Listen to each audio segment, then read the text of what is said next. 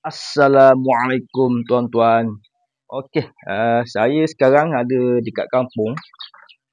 Jadi sambil ziarah mak ya.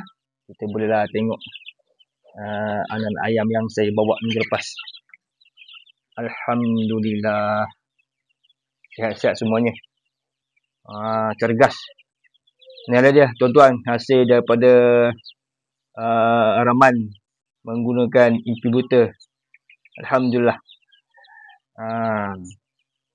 Sihat semuanya. Okey, makanan pun habis.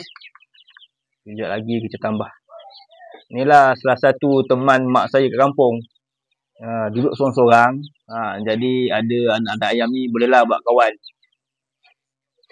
Okey. Kita jumpa lagi di video akan datang. Assalamualaikum.